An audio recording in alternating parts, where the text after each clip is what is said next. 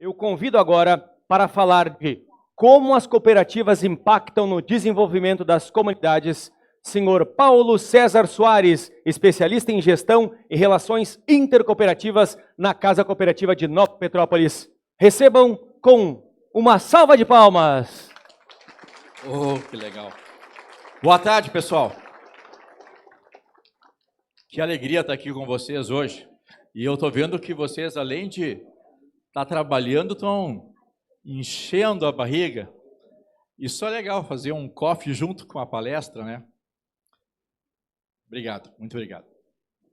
Gente, antes de me apresentar, deixa eu falar um pouquinho do lugar da onde eu venho. Eu venho da comunidade de Linha Imperial, né? Aqui eu tenho na nossa tela a foto da Caixa Rural. Não sei se vocês já conhecem esse local da Linha Imperial. Levanta a mão só para mim ter uma noção. Quem já chegou aí para a Linha Imperial aqui no prédio da Caixa Rural? Ah, tem até um bom grupo que já foi para lá. Já faço o convite, gente, para quem nunca foi, por favor, nos visitem ali na Linha Imperial, né? Porque esse é o lugar onde começa o movimento cooperativo de crédito no nosso estado do Rio Grande do Sul. E a nossa entidade, a Casa Cooperativa, que tem sede aqui nesse prédio, né, que é patrimônio histórico-cultural do nosso país, ela é a entidade que tem a curadoria do sítio histórico, que é conhecido como o lugar no mundo com o maior número de marcos ao cooperativismo, né? Por isso que Nova Petrópolis detém o título de capital nacional do cooperativismo. Depois eu vou entrar um pouquinho nesse assunto. E aqui nesse prédio, no segundo andar, lá na segunda sala, é onde fica a minha sala. Diga-se de passagem, tá, gente? A sala de diretor executivo mais bonita do Brasil é a minha. Tá? E por que eu acho isso? Porque eu tenho muito orgulho do lugar onde eu trabalho. E eu acredito no seguinte: quando você tem orgulho do lugar onde você trabalha, você cria apreço por aquele lugar. Então, eu tenho certeza absoluta que devem ter muitas pessoas aqui que devem ter salas muito mais bonitas que a minha e que sentem o mesmo orgulho que eu sinto, né? E aqui, na comunidade da Linha Imperial, eu acabei vindo, sou natural de Porto Alegre, casei com uma boêmia lá da minha comunidade e me interessei pela história daquela comunidade. Então, levei 30 anos, mas acabei escrevendo um livro, que é o primeiro de uma trilogia, chama Um Passo por Vez. Esse livro conta a história do início do movimento cooperativo. Não estou aqui para contar a história da cooperativa, mas a história de por que as coisas aconteceram. É muito importante isso. E esse livro conta justamente isso. Por que as coisas aconteceram? Eu gosto de responder algumas perguntas que são cruciais, né? O que, como, quem, por quê e o mais importante de tudo, para quem. O segundo livro da trilogia está para sair esse ano. Se tudo der certo, estou numa corrida violenta, quero lançar ele no dia 1º de setembro. Por quê? Porque é o ano em que o patrono do cooperativismo brasileiro chega aqui no Brasil, né? Então, um passo muito difícil. Se tudo der certo, e está difícil fazer esse livro, vai ser lançado esse ano. E eu espero, se tudo der certo, no exato dia em que a gente comemora 140 anos que esse homem chega aqui. Deixa eu me apresentar para vocês, então. Meu nome é Paulo César Soares, sou diretor executivo da Casa Cooperativa, né? A nossa entidade, embora tenha cooperativa no nome, não é uma cooperativa, nós somos uma ONG. Né? A gente nasceu naquela comunidade para proteger aquele prédio onde eu trabalhava, que eu mostrei para vocês, né? E isso é uma história para um outro momento. Quem é o Paulo? Eu sou formado em marketing pela SPM, mas sou adepto de uma filosofia chamada Lifelong Learning. O que quer dizer isso? São pessoas que acreditam que a formação da vida acontece a vida toda, a qualquer momento, em qualquer lugar. Né? E eu passo praticamente todos os dias viajando. Eu venho numa maratona, praticamente 10 cooperativas, uma atrás da outra. Para você ter uma noção, no sábado, deixa eu pensar direito, no sábado passado estava em Capanema, no Paraná, daí de lá fui para Cascavel, daí fui para Foz do Iguaçu, voltei a Nova Petrópolis, atendi um grupo de tarde, voltei para Foz do Iguaçu, fui para Jundiaí e agora estou aqui. Aliás, ontem estava em Nova Petrópolis de novo e hoje estou aqui. E assim está, né? Praticamente um rato de aeroporto. Falando de quê? Cooperativismo. Para cima e para baixo. Né? E por quê? Porque eu acredito no movimento. Né? E isso eu acho que é muito importante. E aí, Os adeptos dessa filosofia acreditam no verbo aprender. Aprender é uma constante na nossa vida. São 4 pilares que nos regem. Aprender a conhecer. Então, eu acredito que eu conheço as coisas e eu aprendo em qualquer lugar aonde eu vou, né? Com qualquer pessoa, em qualquer lugar, não é só nos livros da academia, é com as pessoas, é com os lugares, né? É com os motoristas que levam a gente de um lado para o outro, com as crianças cooperativas escolares, com os professores, com os empresários. Eu sou uma pessoa que adoro escutar. Ainda mais se o cara tem cabelo branco. Aí eu gosto de sentar e ficar escutando as histórias deles. Segundo verbo do aprender, aprender a fazer. De nada adianta eu ter o conhecimento se eu não compartilho. Eu preciso colocar isso em prática, botar isso no papel, mostrar isso para as outras pessoas, estar aqui falando com vocês, né? Terceiro verbo, talvez o verbo mais difícil, infelizmente, na nossa sociedade hoje, aprender a conviver, gente. Aprender a conviver. A gente tem que voltar a aprender a conviver, aprender a se respeitar. Não é porque nós temos opiniões diferentes que nós temos que ser inimigos, né? Existe uma regra da cidadania que se chama respeito. E muitos de nós aprenderam disso em casa, com os pais. São valores que a gente aprendeu lá atrás. Mas eu não sei por que a gente está esquecendo disso, perdendo disso. E por fim, o último verbo, aprender a ser. Que é aquele onde é que a gente se conhece, né? A gente sabe dos nossos defeitos. Por exemplo, eu não me sinto bem hoje aqui, tá?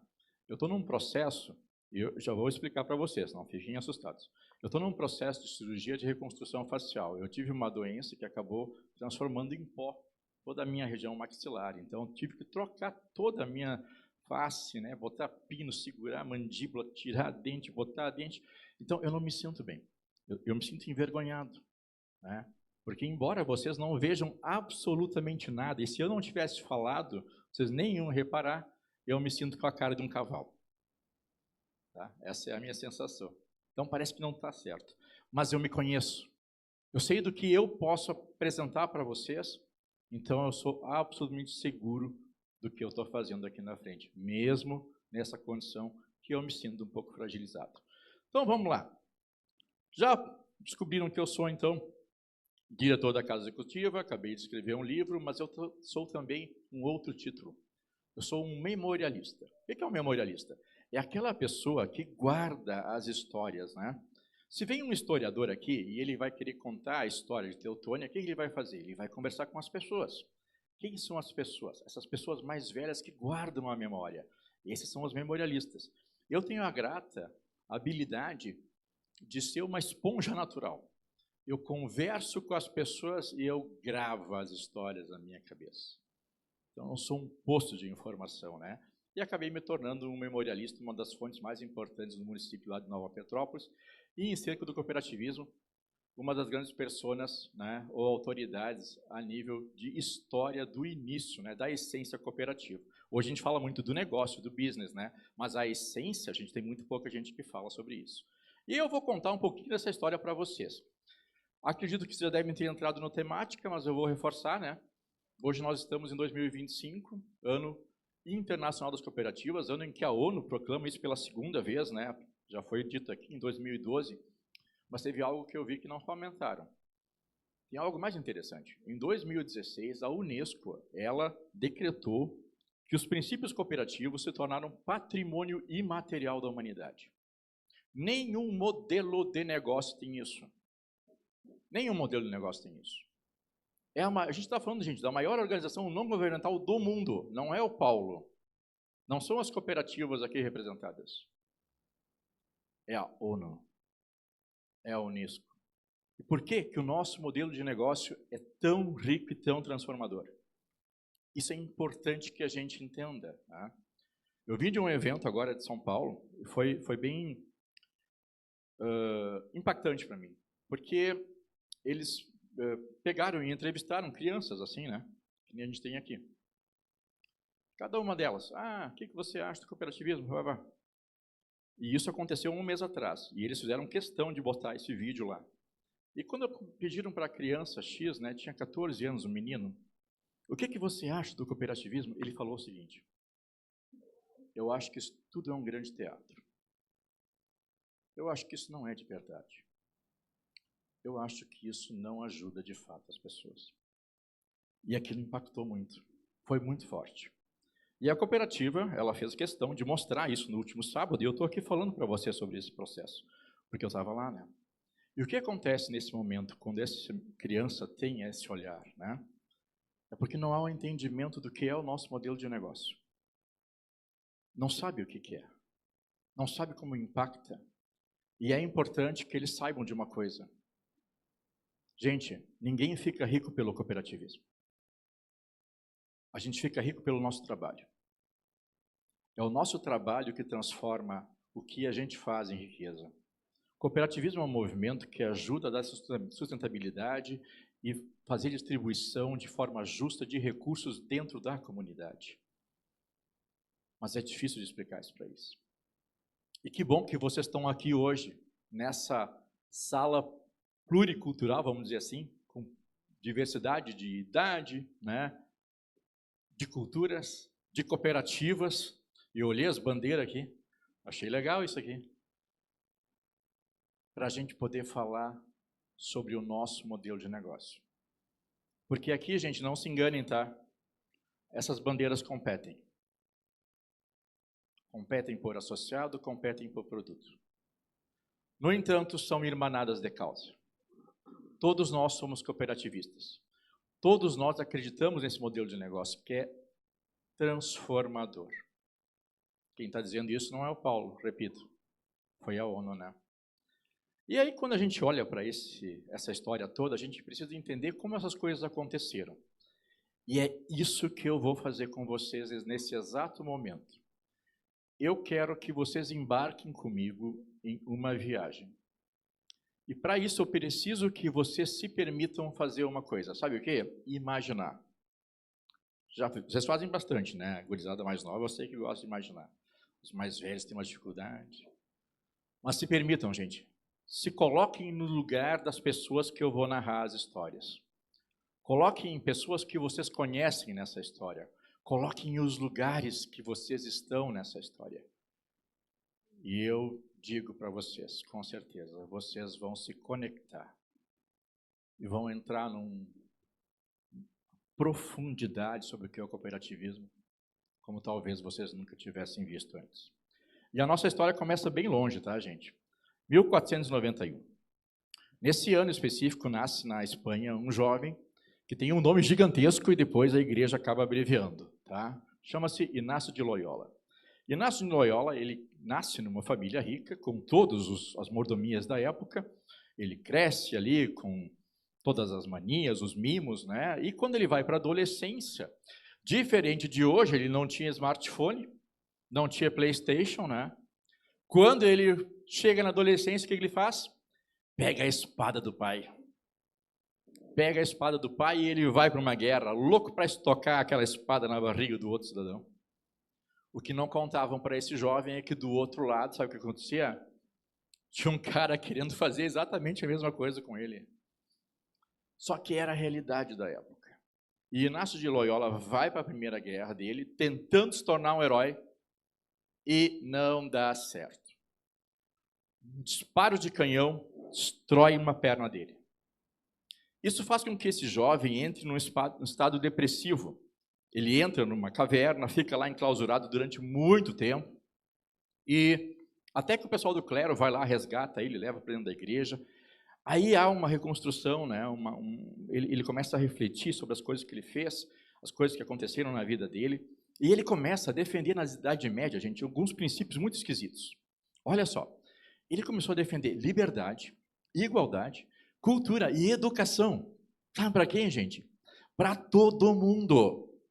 Inácio de Loyola acreditava que a educação era um direito de todos, não importava o sexo, não importava a classe social, não importava a cor da pele. Inácio de Loyola acreditava que a educação era um direito de todos. Isso faz com que ele galgue os degraus da Igreja Católica a ponto de se tornar braço direito do Papa. E nos anos 1540 fundar uma das ordens mais importantes do clero católico, os jesuítas. Inácio de Loyola é o grande nome por trás dos jesuítas. E a ordem que começa a levar a educação para o mundo todo, gente, não é aula de religião, tá? É de história. E a ordem que começa a levar educação para o mundo todo cresce em prestígio e poder. Durante 200 anos, os jesuítas acabam prosperando. Entendam, pessoal, que se nós somos uma sociedade minimamente educada, a gente deve isso aos jesuítas. Mas acontece uma coisa ruim, sabe? Sabe o que acontece quando a gente leva a educação para as pessoas? De repente, lá na Idade Média, aconteceu um negócio estranho. A minha esposa começou a pensar. O cara que trabalhava para mim começou a pensar. Na real, um monte de gente que não devia estar pensando, estava pensando. E aí o que acontece? O que se faz sempre. Acham que os governos gostam de pessoas inteligentes? Não. Sabe o que eles fazem nessa hora? Destroem as instituições. O mais triste é pensar como a história se repete. E o que aconteceu? Por conta disso, os jesuítas foram odiados, caçados, mortos, à beira da extinção. Tem alguém aqui nesse lugar que não é do estado do Rio Grande do Sul nessa hora aqui? Não? Todo mundo gaúcho? É uma pena. Sabe por quê? Porque se tivesse aqui alguém que não fosse do estado do Rio Grande do Sul e eu fosse perguntar, fazer uma pergunta aqui especificamente, ele não ia saber responder. Porque de Santa Catarina para cima, ninguém conhece a história dos 7 povos das missões. Se esquece que, por exemplo, os jesuítas foram quem fundaram São Paulo. Anchieta funda São Paulo. Se entende que isso não é a história do Brasil. Mas aqui no estado do Rio Grande do Sul, no ano de 1753, nós temos a prova cabal disso. Porque foi aqui no nosso estado, lá na região das Missões, que acontece o grande ataque, e o maior de todos a nível mundial. Não foi só aqui no Brasil, não, tá, gente? Tem ruínas jesuíticas pelo mundo todo. Eles foram caçados no mundo todo. Marquês de Pombal não é um vilão brasileiro, é um vilão português. O ódio contra os jesuítas nasce na Europa. Mas aqui no nosso estado, o massacre que acontece na região das Missões, ele é tão terrível que faz com que a igreja tome uma das decisões mais drásticas da história. Existem diversas ordens dentro da igreja, tá? Católica. Dominicanos, franciscanos, capuchinhos, carmelitas, já ouviram falar? São quase 300 ordens diferentes. De vez em quando uma ordem acaba. Por quê? Porque não tem mais gente interessada em entrar na ordem. Daí não tem mais gente, acaba a ordem. Só que nesse caso aqui, foi um pouco diferente. O temor que aconteceu, dos ataques, da retaliação que aconteceu no nosso estado, fez com que a Igreja Católica, lá em Roma, tomasse uma das decisões mais drásticas. Ela extinguiu de vez a ordem dos jesuítas. Eles deixaram de existir. Para o nosso estado e o sul do país, isso teve uma consequência bem complicada. Por quê? Porque nossas regiões fronteiriças ficaram abandonadas. E os nossos vizinhos, paraguaios, argentinos, olharam para o lado e disseram, gente, essas terras estão livres, nós podemos tomá-las. E iniciam movimentos de invasão. Eles queriam ampliar a extensão territorial deles, ok? E o Brasil Império não tinha como se defender. Dom Pedro era casado com Leopoldina. Leopoldina era da Áustria. E ela na verdade, dá uma das ideias políticas que, na minha concepção, é uma, se não uma das maiores e mais incríveis que já aconteceram nesse país. Ela diz para Dom Pedro, por que a gente não cede, né, ou arregimenta o sul do país para os europeus? Aí Dom Pedro, mas que ideia fantástica. Por quê, gente? Porque a Europa daquele período, tá, ali de 1800, não é a Europa de hoje. Essa onde o cara tem diploma de, sei lá, químico, e daí ele rasga ele para ir lavar louça na Europa e achar que está tudo bom. Eu não entendo esse raciocínio. Mas ok, não é essa Europa.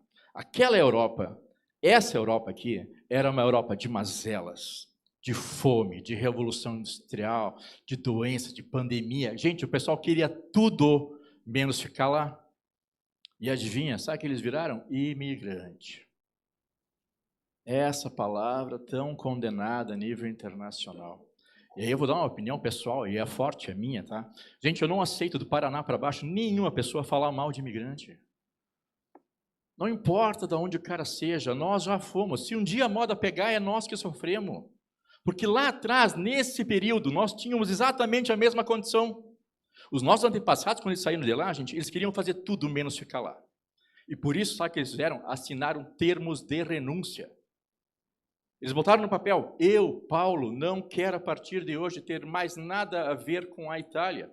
Essa é a minha etnia. Canal é o meu sobrenome, por parte de mãe. Albert, por parte de pai. Francês. A partir de hoje, os meus filhos, os meus herdeiros, não terão mais direito a qualquer reivindicação na França. Por isso, gente, é tão difícil um processo de dupla cidadania. Entendam que a gente tem que reverter algo que nossos antepassados fizeram. E aí o que aconteceu? Esse pessoal estava lá, na Europa, e eles viram a propaganda do Brasil. O que eles fizeram? Vieram para cá, gente. Vieram para cá aos montes. Primeiro grupo, 25 de julho de 1824. Hoje o feriado é feriado do dia do colono, do dia do motorista, certo? Mas o início era dia do imigrante. Esse era o verdadeiro feriado. Desembarca esse pessoal aqui. Primeiro, um grande grupo de militares que vencem as guerras. Na sequência, vem muitos colonos e começam a colonizar o sul do Brasil. E aqui no sul do Brasil, eles recebem terras pelas quais eles pagaram, eles trabalharam e pagaram pelas terras, não foi de graça, não. Mas terras que eram maiores que um ducado, um conde, um duque, um rei, um barão, não tinham as terras que essas pessoas tinham. E eles ficaram felizes, agradecidos, e eles amaram esse país. Só que deu um problema. Não era só a florzinha, não. Chegou um momento, né, em que precisavam levar as crianças para a escola. E adivinha se tinha escola? Adivinha se tinha professor? Não tinha, né? E quando alguém ficava doente? Acho que tinha hospital? Que tinha um médico? Gente, eles fizeram uso de um objeto super antigo, tá, gurizada? Eu não sei se vocês lembram disso. Olha, vamos ver, tá? Tem uma turma aí que sabe o que é. A gente chama de folha de ofício e lápis. A gente junta os dois e escreve carta. Vocês já escreveram uma carta? Eles não escreveram carta, tá, gente? Tenho certeza disso. Levanta a mão aí quem já escreveu uma carta, dobrou ela bonitinha, botou no envelope, colocou o selinho e levou no correio e postou. Ali, ó, ninguém levantou naquela mesa ali, gente. Vocês são do outro século, tá? Gente, e esse pessoal escreveu cartas, né, para o governo imperial, se queixando dos problemas deles. O governo imperial tinha se estruturado, ele sabia que ia dar problema, né? Só que é aquela história, a gente pensa, mas não pensa em tudo. Essa é uma máxima, tá, gente? E não é só o governo, não, a gente faz no privado também, só que a gente gosta de falar mal do governo. O que acontece? Estava lá o governo esperando as cartas chegarem, só que quando as cartas chegaram, deu um probleminha. Sabe por quê? Imigrante não fez cursinho de português, gente. Eles escreveram as cartas na língua materna. Estado do Rio Grande do Sul, 47 etnias diferentes. No mínimo, 47 cartas com conteúdo diferente. Você sabe como é que o pessoal faz para traduzir uma carta, gente, sem o uso do Google Tradutor?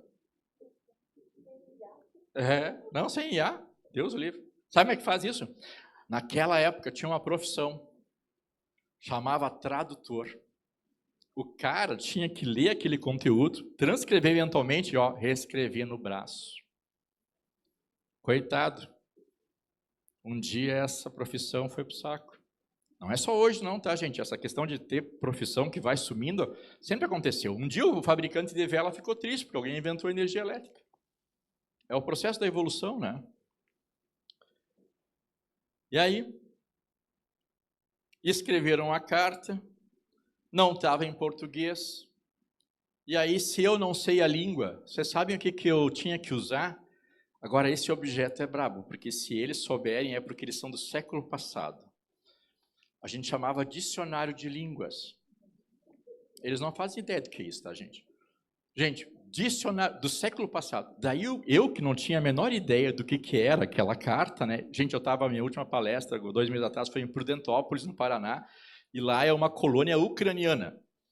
Como é que a gente fala? O alfabeto deles é diferente do nosso. Descobri que P não é P, P é R. Meu nome não é Paulo, é Raulo. Agora imagina eu, né, lendo aquele negócio em ucraniano ali, pegando o dicionário aqui no meio e tentando escrever aqui. Acho que deu certo, gente? Não deu certo. Comunicação, um dos maiores problemas desse período.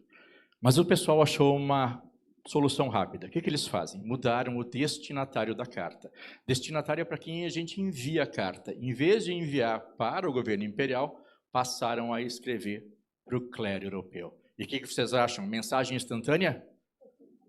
Não, gente, não foi mesmo. E olha lá, porque o que acontecia? Primeiro tu escrevia a carta, daí tu tinha que achar o cara que passava a cavalo aqui para te entregar a carta para ele passar lá no armazém do fulano e entregar naquele armazém que tinha que esperar, não sei quem mais passar com a caravana de porcos que ia levar para não sei aonde. Demorou um pouquinho, gente. E enquanto esse processo demorou, as coisas continuaram igual. A Europa continuava exatamente igual. 6 milhões de pessoas. Exatamente igual quando começa o período da imigração. Fome, desemprego, doenças, salários miseráveis. Pouca gente fala disso, tá? Mas a primeira cooperativa nasce pela necessidade da fome.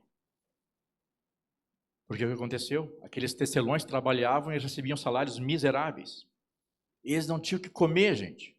O que eles fazem? Um pequeno grupo, no meio de 6 milhões de pessoas que estavam lá na mesmice, essas 28 pessoas inovam. A gente acha que o conceito de inovação é de hoje. Gente, inovação é algo que a gente cria desde o início do século, desde o início da vida. Do tacape, a gente foi para a lança, da lança a gente foi para a metralhadora, e assim vai. Claro, tem uns exemplos que eu não gostei de falar, mas faz parte, é assim. O que aconteceu? Aquelas 28 pessoas, elas se reuniram, juntaram os seus shillings. Sabe o que eles tinham, gente? Em torno de 4 centavos, 6 centavos, o outro 10 centavos, isso eles juntaram. E com esse dinheirinho que eles juntaram, sabe o que eles criaram? Uma lojinha. Sabe aquela loja onde tu vai e tu encontra o pão, a picareta, o pá, o veneno, a manteiga, o queijo, tudo no mesmo balcão? Vocês já foram nesse lugar? Armazém, né? Queijos e molhados. Normalmente tem um dono só, certo? Ali tinha 28 donos. Eles criaram uma cooperativa de consumo, um pequeno mercadinho. Só que fizeram uma coisa mais mágica. Eles não criaram apenas uma loja. Eles queriam que aquela loja, aquele comércio, atendesse a todos eles de forma igual, de forma justa. Eles criaram princípios. Eles criaram valores, gente, para que aquela entidade tratasse todos eles de forma igual. Se tem uma coisa que o cooperativismo trouxe para o mercado, e as crianças não sabem, é ética. Porque aquele mercado, naquele período, era um mercado de sabotagem. Talvez vocês não saibam, mas era muito comum várias práticas. Vou citar uma só, tá? Digamos que tinha um cara que tinha uma loja e ele estava vendendo açúcar, e daí tinha outro cara que vendia açúcar também. Sabe o que ele fazia? E isso é fato verdadeiro?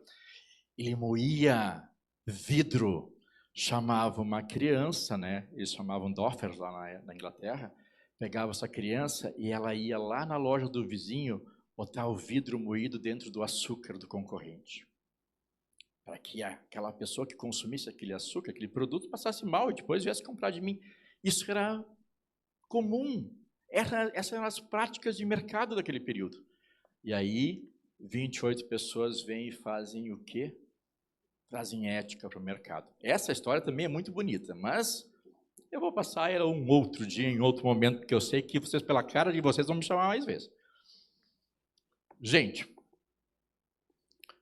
eu venho da linha imperial, né? Então, lá na linha imperial é o lugar onde nasce o movimento do cooperativismo de crédito. Se vocês forem lá, né? E eu sei de algumas pessoas, eu estou vendo aqui que já foram lá algumas vezes, e eu sempre gosto de perguntar o seguinte: se vocês conversarem com nossas pessoas lá, nossa comunidade, sobre o que é o cooperativismo, quais são os princípios, os estatutos, como é que uma cooperativa funciona. O que vocês acham? Acham que eles sabem ou não sabem? Levanta a mão quem acha que sabe. Há uns 3 só. E eu vou contar um negócio, vocês estão errados. A gente não sabe.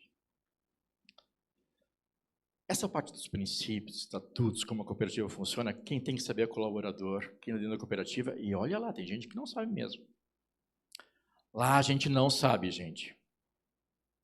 Lá a gente vive. E entre saber e viver, a diferença é dantesca. Deixa eu contar isso para vocês. Se você perguntar para qualquer pessoa que sabe sobre o movimento cooperativo, pergunta para eles, aonde começa o movimento cooperativo? E sabe o que eles vão dizer? Rockdale, na Inglaterra. Pergunta para qualquer pessoa da linha imperial. A gente não sabe. A gente não faz nem ideia de que começou lá. Sabe o que a gente diz lá? Começou aqui, na linha imperial. Conversa com alguém da linha imperial. Pede, quem foi a pessoa que inventou, que colocou todo esse movimento, o cooperativismo, no mapa?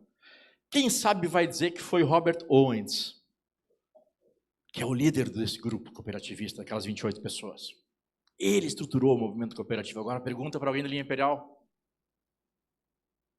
A gente não sabe. Sabe o que a gente fala?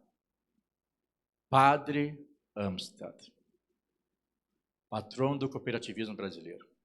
E aí tem um negócio, muita gente se engana, porque acha que o Padre Amstad é patrão do cooperativismo por conta de ter criado a primeira cooperativa de crédito. Não. Ele é patrão do cooperativismo pela história da vida dele. A primeira cooperativa, gente, foi criada em Ouro Preto. Nós criamos a primeira cooperativa de crédito. Mas tem muita outra coisa antes. E o Padre Amstad, ele nasce em 1851, numa cidadezinha chamada Beckenried, lá na Suíça. Uma cidadezinha portuária. Filho de uma família abastada. Exatamente como o Inácio de Loyola. Uma família rica. Só que eram outros tempos.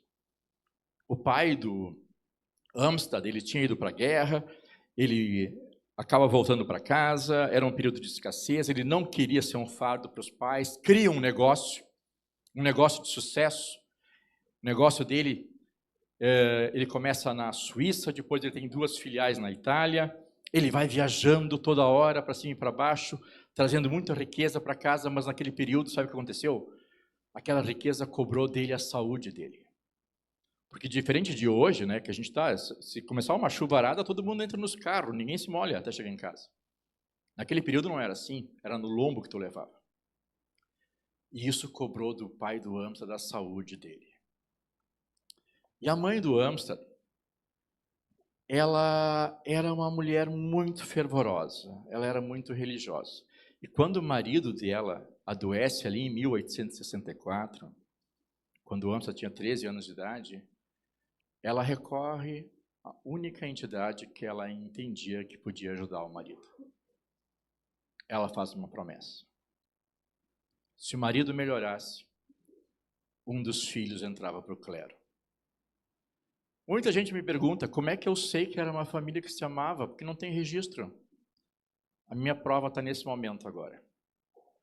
Temos mamães aqui no grupo? Por favor, levanta a mão para mim saber se temos. Tem um bom número de mamães. Mamães, a pergunta é para vocês. Quem de vocês sacrifica um filho pelo marido se não ama ele? Vocês não viram, tá? Mas elas estavam assim. Só para vocês saber se vocês já estão condenados, tá? Elas não escolhem vocês. Ah, pois é, também tem isso, né? Gente, mas foi a escolha que ela fez. E o marido melhora. E aí, nesse momento, com 13 anos de idade, o Amstad faz uma das coisas para mim que são mais icônicas na história dele. Sabe por quê? Porque ele não deixa a mãe escolher. Ele vai até ela e diz: mãe, eu quero cumprir a tua promessa. Eu quero ser o padre. E a mãe ficou com muito orgulho, gente. Vocês não sabem, e eles precisam relembrar disso. Mas até mais ou menos uns 20 anos atrás, gente, para qualquer família, era muito mais importante tu ter um membro do clero dentro de casa do que um diretor executivo, um presidente de cooperativa ou um político. As famílias ficavam honradas tendo um membro do clero em casa, e a mãe do Amstrad ficou orgulhosa demais do filho. Só que ele tinha 13 anos de idade. Ele era adolescente. E sabe, quando a gente é adolescente, a gente está naquele limiar entre a coragem e o medo do mundo adulto. Porque quando a gente é criança, a gente é muito corajoso. Façam o seguinte, pegam aquela criancinha lá de 4, 5 anos e levem lá na creche, na brinquedoteca, e deixa ela soltinha lá. Lá do outro lado vai ter, sabe o quê? Uma outra criança de outra cor de pele, de outra classe social, de outra etnia. Sabe o que eles vão fazer, gente? Brincar. Eles vão estar juntos. Agora, o nosso mundo adulto coloca a gente em caixinhas, né? Eu tenho que ser o melhor de tudo, eu tenho que ser o cara que tira nota 10, eu tenho que ir para o mercado. E aí o que acontece? O sistema falha. Porque lá atrás eu tinha um monte de amigos, e hoje eu não tenho. Não percam isso. Não sigam o nosso caminho. Gente, aí o Amstrad tinha 13 anos de idade, era adolescente, e ele fala para a mãe o seguinte: mãe, eu quero ser o padre. E ela feliz da vida. E aí ele diz: só que eu quero ser jesuíta. E aí a mãe tremeu a perninha. Por quê? Bom, porque as cartas tinham finalmente chegado, né? E quando as cartas chegaram para o clero europeu, pedindo ajuda no mundo todo, não era só aqui no sul do Brasil, não, era o período de colonização mundial, América do Norte, Central, do Sul, África do Sul, Sul da Ásia, Norte da Austrália, era pedido de ajuda do mundo todo. O clero olhou aquele negócio todo e disse: gente, como é que nós vamos ajudar essas pessoas? Quem nós temos que tem essa expertise de ir ajudar essas pessoas? E aí eu vou falar um negócio para você, gente. Todo mundo erra. Todos nós temos pecados. A igreja olhou para si e disse: nós erramos. E 50 anos depois, a ordem dos jesuítas é restituída. Agora a pergunta: e aquelas pessoas que odiavam essa entidade porque estava levando educação para todo mundo? Acham que deixaram? Não, agora são outra entidade, agora nós vamos gostar deles. Acho que foi assim? Não foi. Naquele exato momento, quando o Amstrad decide cumprir a promessa da mãe e dizer para ela que ele queria ser um jesuíta, o rei suíço havia ordenado a destruição e a queima total de todos os monastérios jesuítas na Suíça. Por conta disso, o Amstrad, aos 13 anos de idade, sai de casa e inicia um processo de educação que dura 20 anos. Ele vai para a Áustria, vai para a Holanda, e de 1881 a 1884, ele para em uma cidadezinha chamada Ditton Hall, na Inglaterra, do ladinho de Liverpool. Se ele nasce um pouquinho depois, ele encontra o Paul McCartney e o John Lennon e forma o quinteto dos Beatles, tá, gente? Mas ele nasce antes. E aqui, nesse período, enquanto ele está lá, ele encontra uma Inglaterra diferente demais. Diferente demais da Suíça, onde ele nasceu, da Áustria, da Holanda. Por quê? Porque 40 anos antes havia iniciado o movimento cooperativo lá na Inglaterra. E aí, o Amstrad olha aquele movimento todo, já não era mais uma cooperativazinha que tinha lá, já tinham várias cooperativas diferentes. Raiffeisen já tinha introduzido o movimento do cooperativismo de crédito. Amstrad olha para aquele cenário todo e entende que aquilo era uma ferramenta. Por quê? Porque ele era um jesuíta. E jesuítas têm uma particularidade chamada missão. O que é a missão? É como a gente vai fazer nossos planejamentos estratégicos, tá? A gente vai lá colocar uma meta, um objetivo, né? Tudo de curto prazo hoje em dia.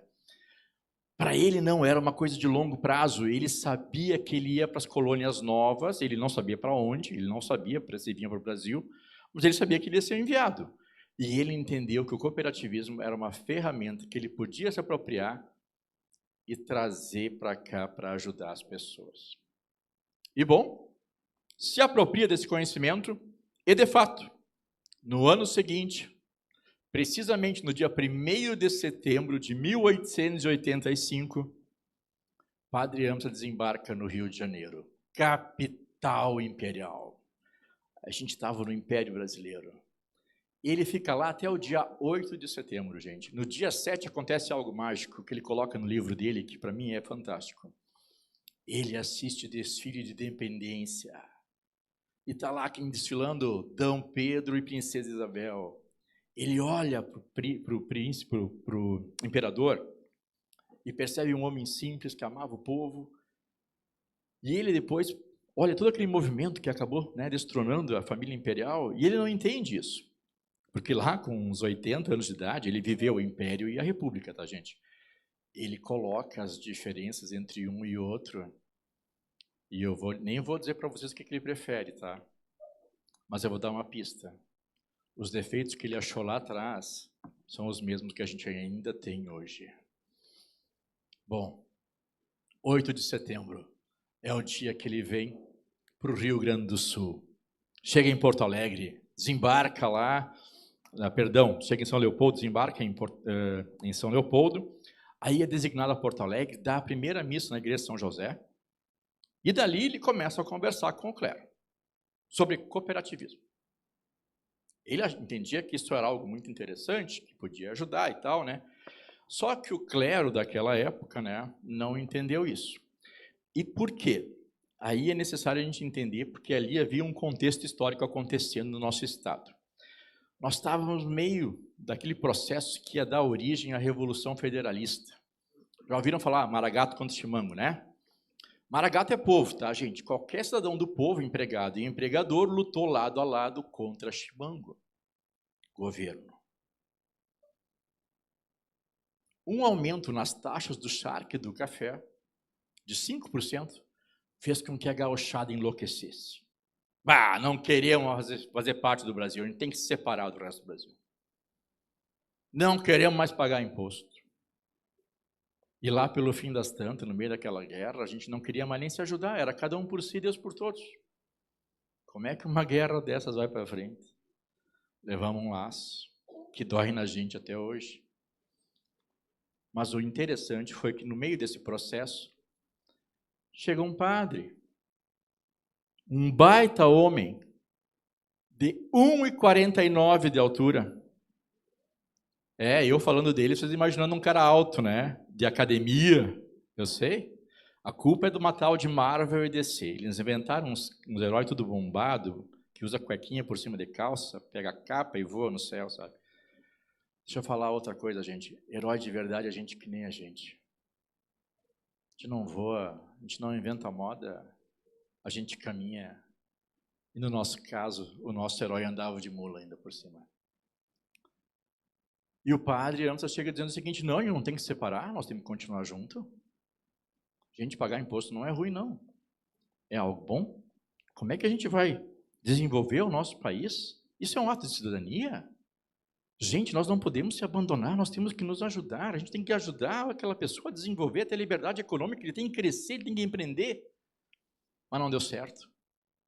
Porque lá atrás, gente, o clero não era só para te vender terreno no céu. O clero era governamental. E quando a gente é governo, a gente não gosta de algumas coisas. E o Amsterdã começou a bater boca. Até que o clero disse o seguinte: cara, esse baixinho é muito chato. Não dá para aguentar esse baixinho. Vamos ter que mandar ele para um lugar onde ele não vai incomodar ninguém. E mandaram ele, sabe para onde?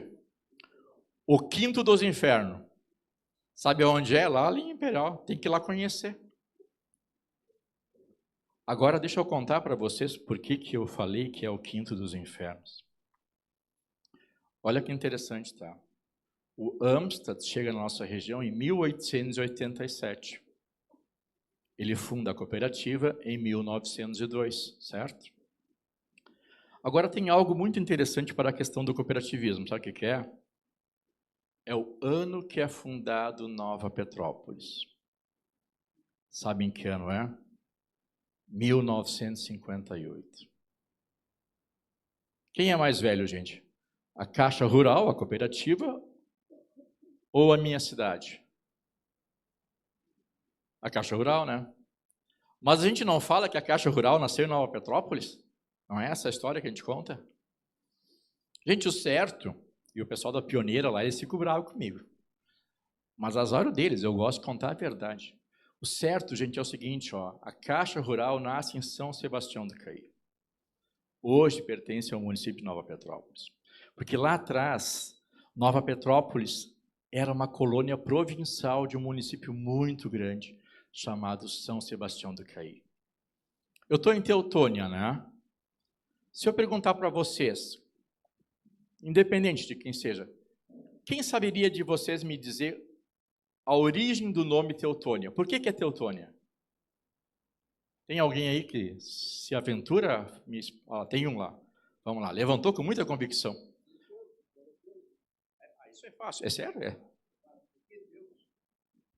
É por conta dos teutos, que eram os europeus que vieram para cá, os alemães, né? É isso? E daí ficou Teutônia. Legal. Essa aí eu podia ter deduzido, né? Eu não parei para pensar muito, mas ó, é a primeira vez que eu penso no assunto, de fato, né? Mas, gente, deixa eu contar uma outra coisa interessante para vocês. Praticamente 90% de nós vai saber a origem do lugar da onde a gente vive. Vai saber o significado do nome do lugar da onde a gente vive. Sabe por quê? Esse é aquele sentimento do bairrismo, né? Ah, eu moro nessa rua, a minha rua é a melhor de todas. O pessoal da rua de baixo eu não gosto. O pessoal do outro município, pelo amor de Deus, não quero que chegue perto. E assim vai, né? A gente acaba criando um amor pelo lugar aonde a gente nasce, né? Aonde a gente vive, onde cria as raízes. Lá em Nova Petrópolis, se eu tiver que contar a história, eu também sei de uma. 99% da minha comunidade vai contar o que eu vou falar para vocês agora. Eles vão dizer que Nova Petrópolis é uma homenagem a Dom Pedro, porque foi Dom Pedro que permitiu que os imigrantes viessem, né? Lá em 1824.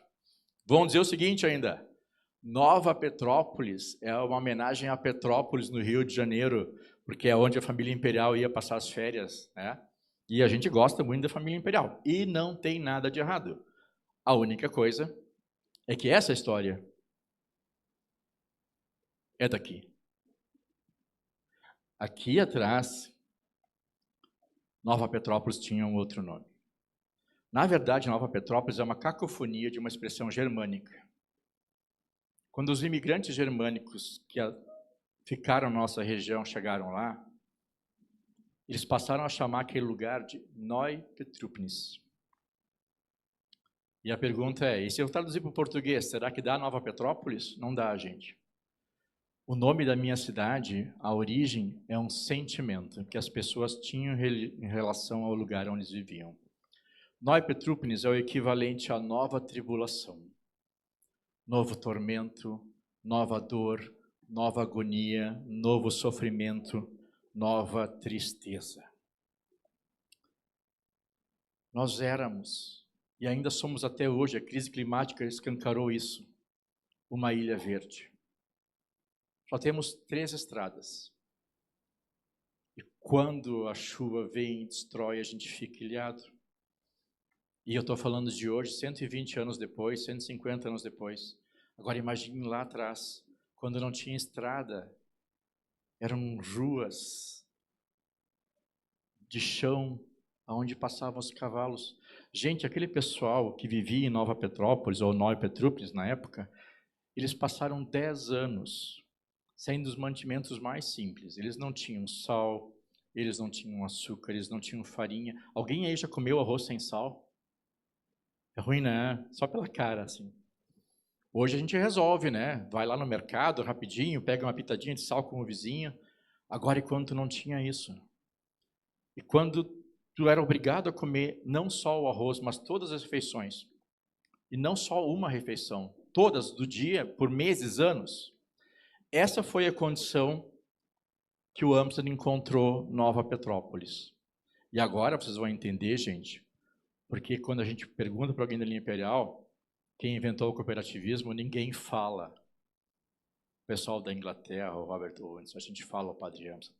Que quando o Amstrad chegou lá, ele encontrou uma comunidade extremamente vulnerável, pobre, miserável. Mas tinha uma coisa pior, a gente não se gostava, a gente se odiava. E sabe, vou contar mais uma coisa, a polarização não é de hoje, tá, gente? Sempre teve, sempre vai ter.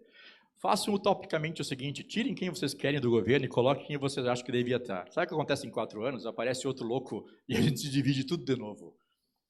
Gente, lá atrás a briga era outra.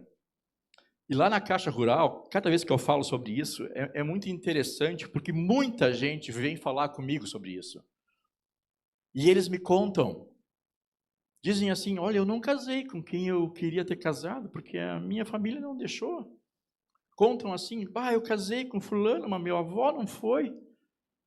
Gente, isso é a parte amena. Há 120 anos atrás, nós temos um bairro chamado Fazenda Pirajá, em Nova Petrópolis, que essas duas comunidades entraram em conflito e mataram quase 30 pessoas no meio de um tiroteio. Além da gente ser pobre, miserável, sem esperança, sem dinheiro, a gente não se dava. E o Padre Amstrad, ele era católico. E ele ficava dentro da caixinha dele. Deixa eu explicar para vocês o que é uma caixa, tá? Galera, eu sou colorado. E eu não consigo me ver fazendo um bolo para os gremistas. Entenderam o que é uma caixa? Sabem por que eu não faço bolo? Porque eu não sei fazer, gente. Agora eu sei fazer um bom churrasco, convido meus amigos gremistas, a gente assiste os Grenais e outros jogos junto e comemora e dá risada um do outro. Mas sabe o que é o triste? É que a gente aqui sabe que tem gente que não consegue fazer isso. E olha quantas caixas nós temos, tá, gente? Não são só esportivas e religiosas. É de educação,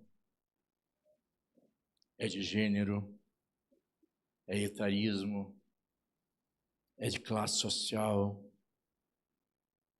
é de etnia, ideologia política, nem dá para falar que dá um revertério aqui, a gente sai quebrando aqui. A parte interessante desse processo todo é que o Amstrad fazia parte de uma caixa. Ele era católico, só que ele não era qualquer católico. Sabe quem ele era? Ele era o padre. E ele era o cara que tinha o dever de conduzir aquele grupo. Mas ele não era qualquer padre. Ele era jesuíta. E vocês sabem para que os jesuítas são treinados?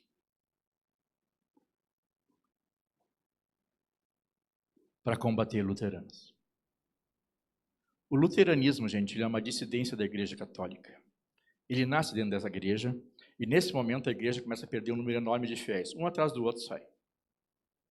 A igreja precisa responder a essa ação. O que ela faz?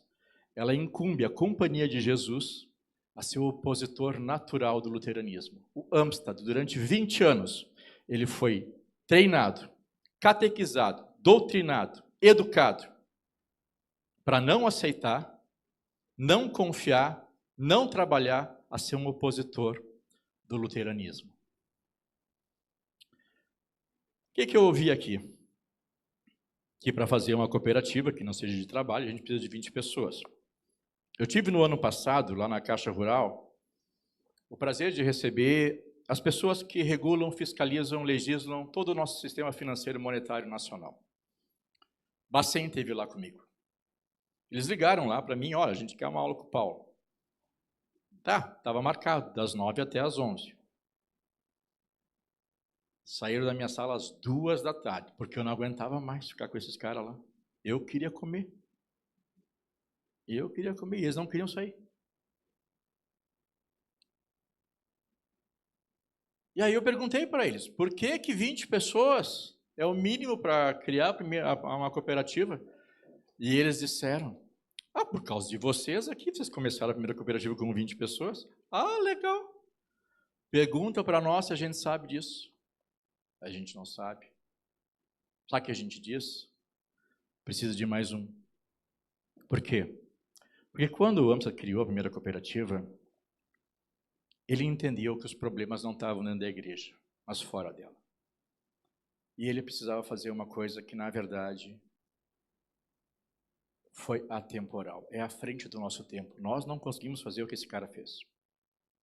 Ele funda, de fato, a cooperativa com 20 pessoas. 19, a grande maioria eram católicos. Mas ele convida mais um. Ele convida um luterano. Ele convida o cara que ele foi condicionado a vida inteira a ser um inimigo. E sabem o que ele faz com esse um luterano, gente? Ele coloca ele de presidente. Ele coloca a pessoa que ele foi a vida inteira condicionado a não confiar como presidente. E sabe como é que ele fez isso? Fazendo aquela coisinha bem simples que eu falei aqui no início, que a gente infelizmente está perdendo a nível internacional. Respeitou. Gente, deixa eu contar uma outra coisa para você. Gente, não faz mal, tá? E isso é importante que também você saiba. Não faz mal. Vocês não precisam acreditar no que eu estou falando. Vocês não precisam concordar com o que eu falo. A gente não precisa aceitar. Não faz mal. Agora, quando a gente falar com alguém que tem opiniões diferentes da gente, nós temos que fazer uma coisa extremamente básica da cidadania. Respeitar. Foi respeitando que o AMSA fez uma coisa mágica. Funda a primeira cooperativa de crédito com um bando de gente pobre e une uma comunidade completamente dividida. E sabe, quando eu estava lá com aquela turma do Bacen, cara, eu estava de camisa de botão. Cheguei em casa, estava com todos os botãozinhos. Mas naquela hora que eu falei com aquela turma, isso deu muito orgulho. Deu muito orgulho para mim falar sobre isso. Porque lá, numa comunidade extremamente pobre, miserável, sem esperança, sem dinheiro, não foi Bradesco, não foi Itaú, não foi Santander, não foi Nubank. Lá na linha imperial, nasce a primeira instituição financeira privada do nosso país. É uma cooperativa e vocês todos estão convidados a ir lá conhecer. Diz para mim que não é para mim ter orgulho disso, gente. Quem não se orgulharia disso? Só que tem um detalhe. Do que uma instituição financeira vive, gente? De dinheiro? E o que não tinha lá? E aí, como é que foi? Essa é a parte engraçada, né? Deve ter pedido empréstimo para o Banco do Brasil, eu acho. Será que foi assim? Gente, isso aqui para mim foi uma das coisas mais importantes, porque quando eu estava com o pessoal do Bacen, porque assim como o Amsterdam, né, e a família dele, o Inácio, eu também venho de uma base familiar. E eu aprendi de casa a não mentir. Mas isso não quer dizer que a gente fale as coisas acreditando que as coisas são verdadeiras, né? E eu tinha uma pontinha de dúvida. Aliás, eu tinha uma pontinha, não, eu tinha um iceberg de dúvida em relação a isso aqui. Por quê? Porque o conceito foi criado em 1987. E aí, quando essa turma estava lá, eu tive que pedir para eles, porque eu não consigo mentir. Isso é uma coisa que vem de casa. E não foi as 39.144 tundas que eu levei da minha mãe. Minha mãe era uma mulherzinha braba, tá? Então, e eu era um guri muito arteiro. Eu aprontava muito. Agora que fique claro, tá? Gente, eu não sou favorável à violência infantil. Mas eram outros tempos, né? Era assim que eu fui criado. Agora também quero deixar uma coisa bem clara. Eu tenho muito orgulho das tundas que eu levei da minha mãe. Eu tenho muito orgulho, muito carinho de cada laço. E não foi pouco, tá, gente? Que eu levei da minha mãe. E vou dizer mais, eu não estaria aqui hoje falando com essa turma toda se não tivesse sido aquilo. Mas não foi as tundas da minha mãe que fez com que eu não aprendesse. Aliás, que eu aprendesse a não mentir.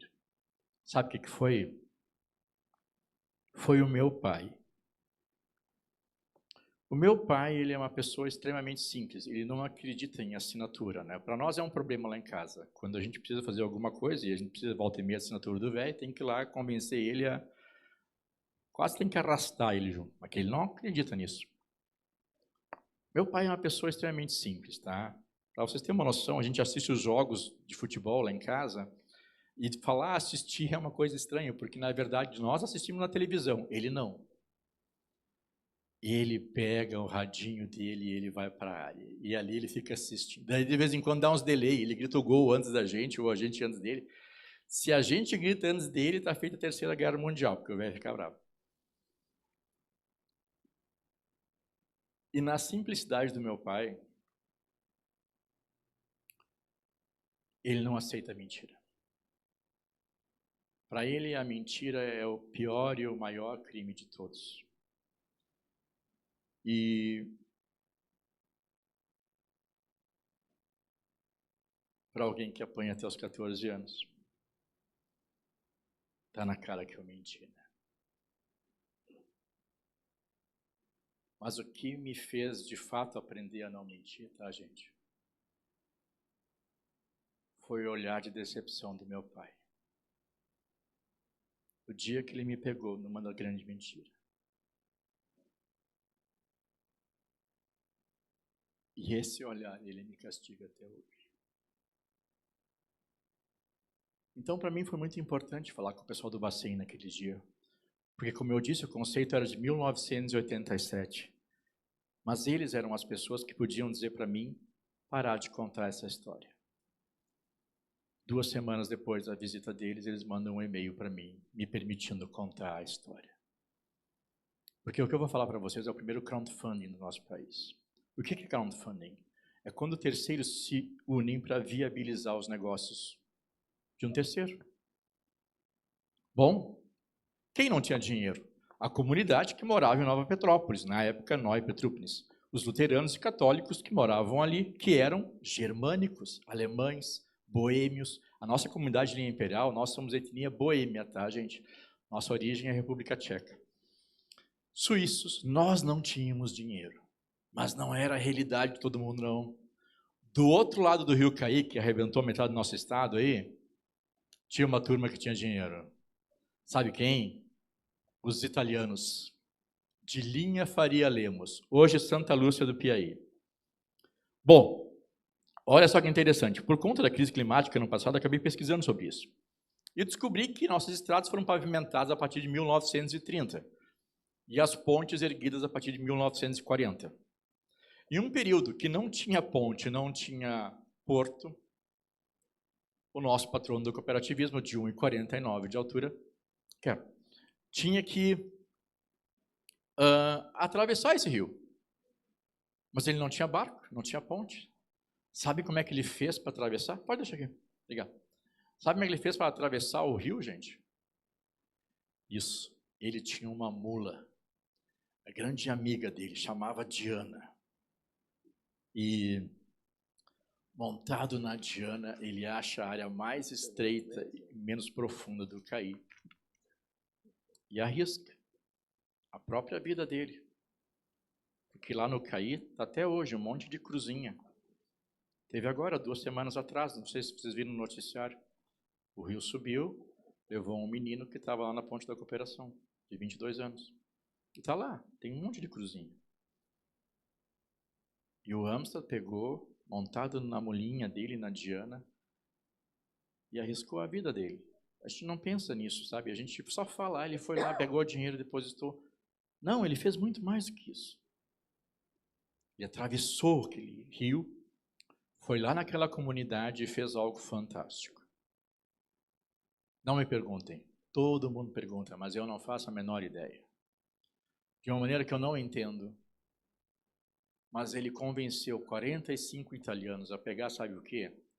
Todo o seu dinheirinho, juntar e fazer um depósito único como comunidade em uma instituição financeira recém-criada de germânicos. Gente, você tem uma noção desse tamanho desse feito? Há 120 anos atrás, essas pessoas não conseguiam dar bom dia um para o outro. Não porque não se gostavam, porque não se entendiam. Agora, galera, eu quero que vocês me respondam. Vamos ver o que vai sair daqui. Gente, qual é a denominação que eu dou para essa pessoa? Como eu chamo uma pessoa que faz com que eu siga ele e eu aceite trabalhar com pessoas que têm ideologias tão diferentes das quais eu até abomino? Como eu chamo essa pessoa? Como eu chamo essa pessoa? Como eu denomino essa pessoa que faz com que eu siga ele e eu aceite trabalhar com pessoas que eu não confio? Porque esses dois grupos de pessoas não confiavam um no outro. Qual é a denominação? Como eu chamo essa pessoa? E vocês podem responder, tá? Olha aí, já saiu. Gente, é só um líder que faz com que eu siga ele e eu pegue tudo que eu tenho e eu aposte num sonho. Porque isso aqui lá atrás era um sonho, gente. Hoje o mercado financeiro está pronto. Instituição financeira pipoca para cima e para baixo. Tem até pessoa física, instituição financeira. Na minha época isso tinha outro nome, mas tudo bem, não estou falando de hoje, estou falando lá de trás. Galera, estou falando de quando a instituição financeira nasce pela necessidade mais básica de todas. A falta de dinheiro. É um líder. E eu vou falar uma coisa para vocês. Como faz falta um líder. Porque nós não temos mais.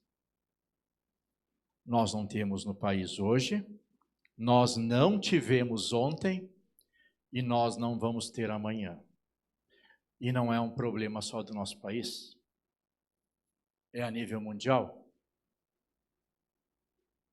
Se a gente olhar o que está acontecendo a nível de mundo, é quase louco. A gente está aí falando para fazer reduções de carbono e estamos jogando mísseis que estão jogando um monte de carbono na atmosfera.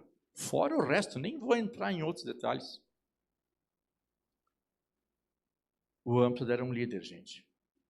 E foi assim que ele acabou criando a cooperativa. Mas mais do que isso, uma coisa bem interessante que acaba acontecendo é lá em 2017. A Fundação Getúlio Vargas, tá? Deixa eu ver quanto tempo eu tenho. Ah, tá tranquilo. Por favor.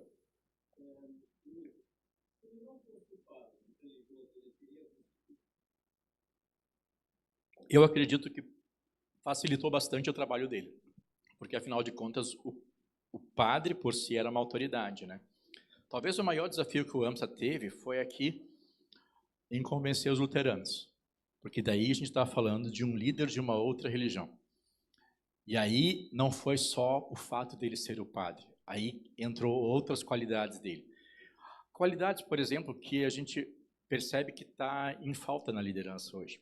Hoje as lideranças estão preocupadas em segregar e afastar. O Amstrad era justamente o contrário.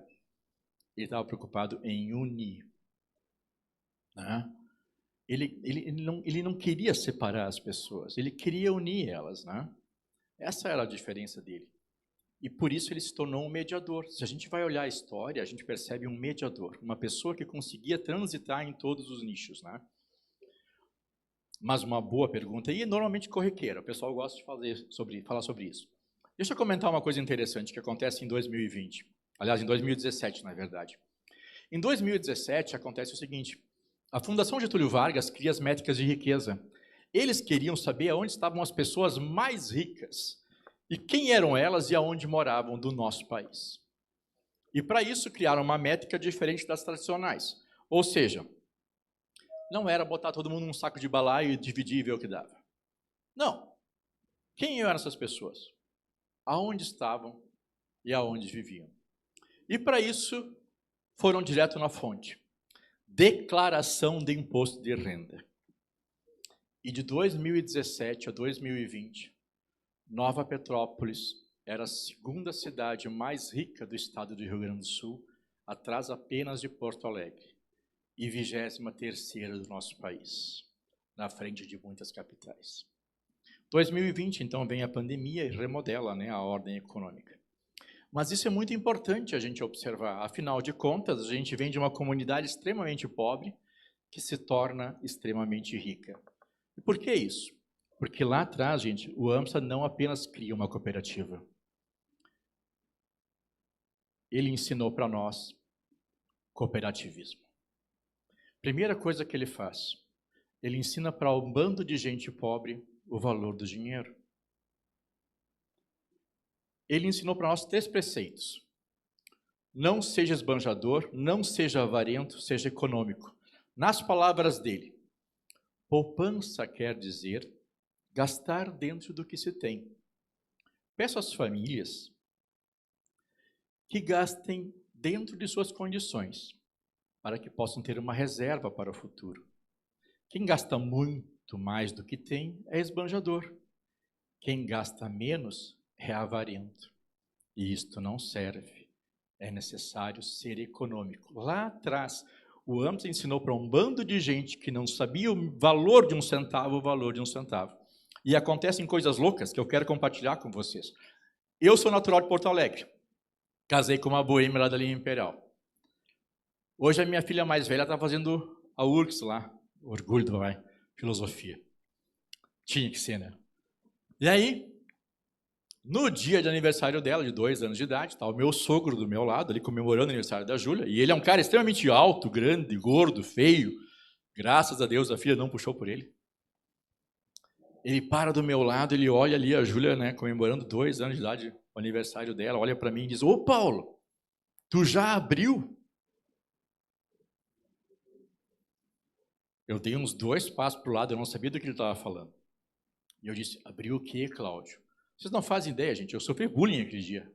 Sofri um sermão de 2 horas, afinal de contas, ele teve naquela hora a certeza absoluta de que a filha dele casou com o cara errado, pois eu tinha destruído o futuro da neta dele. O que a Júlia ia fazer da vida dela? Como ela ia conseguir se defender? Será que um dia ela ia conseguir entrar na faculdade? Porque até então, ela ainda não tinha a poupança dela. Se criou esse hábito lá, gente. É uma coisa que os mais velhos contam. Quando eles nasciam, os pais já abriam a poupança para eles. Se não fosse pela lei federal que impede hoje as crianças de andar com dinheiro, ia acontecer algo que os mais velhos ainda contam. Eles trabalhavam em casa, eles ajudavam na roça os pais. Mas não era trabalho escravo. Os pais davam um dinheirinho para eles, davam uma mesadinha. E aquele dinheirinho, sabe o que eles faziam, gente? Eles iam para a escola e a Caixa Rural ficava do lado da escola. E no caminho da escola, sabe o que eles faziam?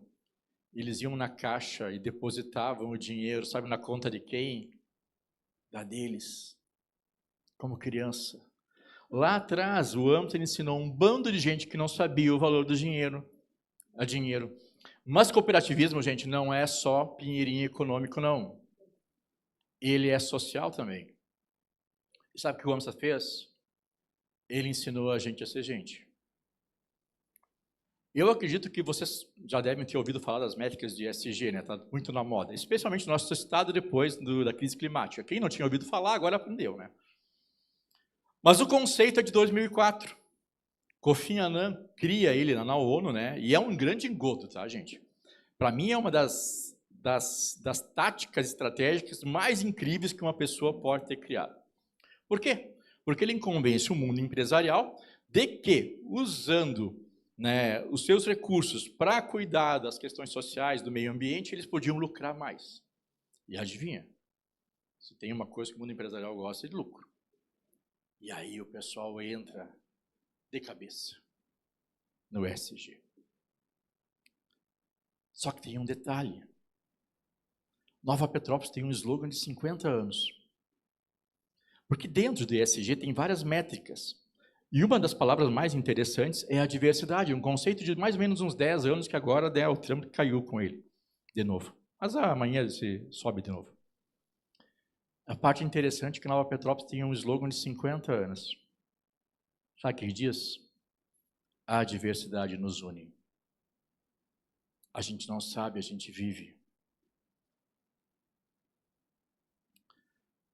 No livro do Padre Amstel, onde ele conta a história da vida dele, tem uma passagem que eu gosto de falar para todo mundo que vem lá. São 3 linhas, que é algo que ele vivenciou, e ele diz assim: tive o prazer e a honra de realizar o casamento de um casal de gente de cor, que juntos somavam 140 anos. Não diz absolutamente mais nada. Nem uma vírgula, nem uma linha. Para quem estuda história, tem uma coisa que a gente chama anais da história. O que quer dizer isso? É o que não está dito, o que não está escrito e que tu tem que ir lá investigar, tentar descobrir o que ele quis dizer. O que eu faço? Eu vou para a história. Eu lembro que ele chega no Brasil em 85, em Nova Petrópolis, que hoje é Nova Petrópolis, em 87, e lembro que no Brasil, em 88, nós tivemos a Lei Áurea. Não está escrito no texto. Eu não sei se aconteceu ali, mas ele dá uma pista. Ele diz que o casal tinha juntos somados 140 anos de idade.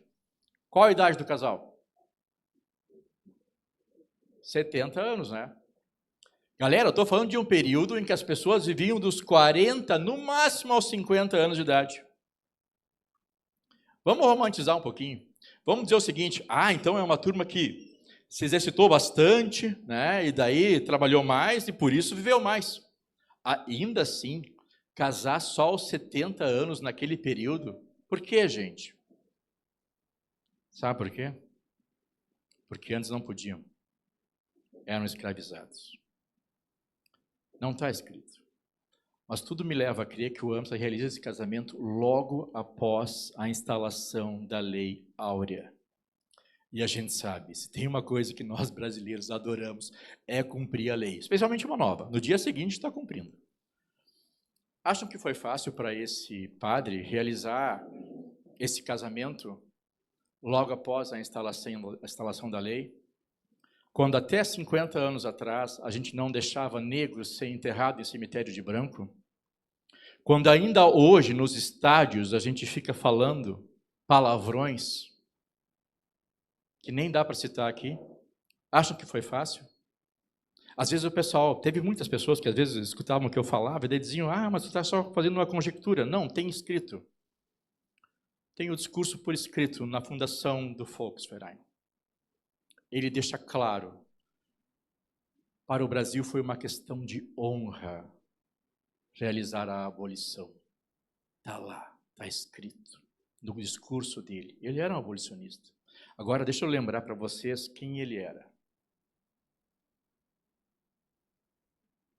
Um suíço, europeu, caucasiano, branco. E ele deixa no livro isso registrado, gente. E permite que eu passe pelo Brasil todo falando essas histórias. E nesse final de semana eu tive em Jundiaí. E Jundiaí me deixou muito triste, assim, não triste, comovido é a palavra. Porque lá tem muitos museus da época da escravatura. E a gente falar da escravatura, dessa questão do racismo, assim, quando a gente está tão distante, não é a mesma coisa. Agora, quando tu está lá e tu olha aquelas coisas, aqueles objetos onde eles sofreram, isso dói muito. Dói muito.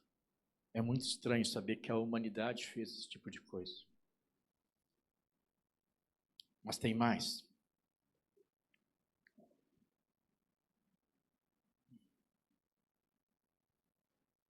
Estou vendo muitas mulheres aqui. E uma mesa cheia de meninas. Só para vocês saberem, eu tenho 2 meninas, tá? Alana e Júlia. E elas são meu xodozão. Mas não sei se vocês sabem, gurias. Ou talvez, aliás, acho que vocês não saibam. E precisam ser ensinadas. E os outros precisam relembrar. Mas vocês também estão aqui por conta de uma lei. E a lei de vocês é de 1979. Uma lei exatamente igual a essa.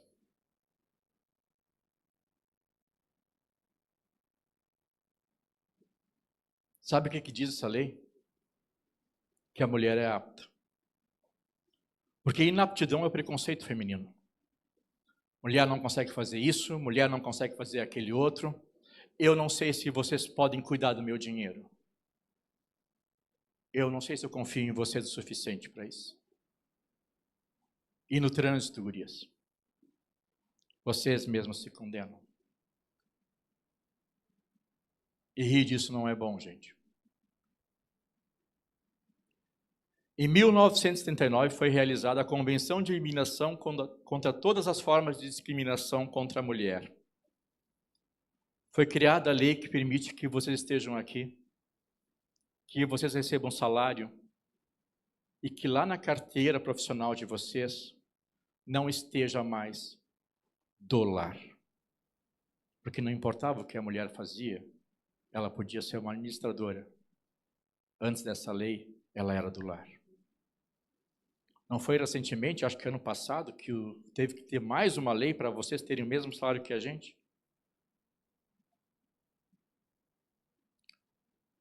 A gente está aqui por conta do movimento cooperativo, né? Por conta do que o Padre Amsa fez, e eu falei para vocês antes que o Padre Amsa não é patrono do cooperativismo por ter criado a primeira cooperativa, é pela história da vida dele.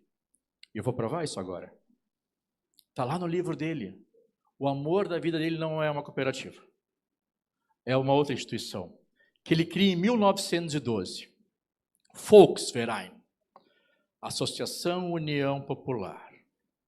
Através dessa entidade, o Padre Amsa conseguiu realizar a paixão da vida dele, as ações sociais. Ele já fundava escolas, orfanatos, hospitais antes, mas através do Volksverein, aí foi diferente. Aí ele conseguiu fazer a nível de Estado, era uma atrás da outra, gente, era uma coisa louca. E ele amava aquela instituição. E no dia da fundação da instituição do Padre Amsa, a instituição que ele mais amou, ele deixou registrado em ata um dos maiores desgostos da vida dele. E que me permitam parafrasear para vocês. Está escrito, registrado em ata, documento que a Casa Cooperativa tem lá. Como a entidade possui fins nobres, as portas dela acham-se franqueadas para todas as pessoas. E diga-se de passagem, pessoas também são as mulheres. E diga-se para nossa vergonha, elas são muitas vezes melhores que os homens. Se tivesse dependido apenas de mim, o parágrafo teria uma redação mais explícita. Sócios poderão ser todos de ambos os sexos. Infelizmente,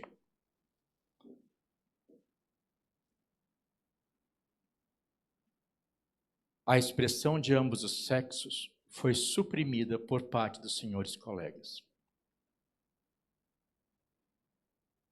Mas, estimadas damas, ouçam o meu conselho. Candidatai-vos em grande número para ingressar na sociedade não popular, em tal número que vençam os homens em número de votos. Somente e unicamente desta forma será possível conquistar os plenos direitos de vosso sexo quando da formulação definitiva dos estatutos da entidade. Isso foi registrado, gente, em 1912. A lei é de 1979.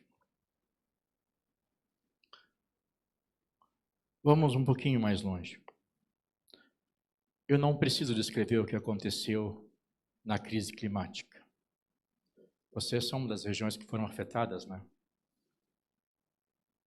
Todos nós fomos.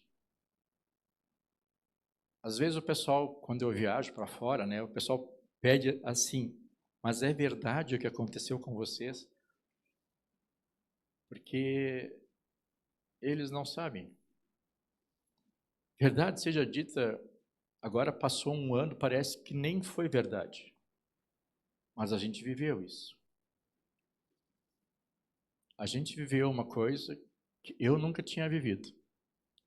E vocês estão preparados para enfrentar uma coisa que os pais de vocês não estavam preparados. Mas lá naquele período, isso foi para nós terror, né?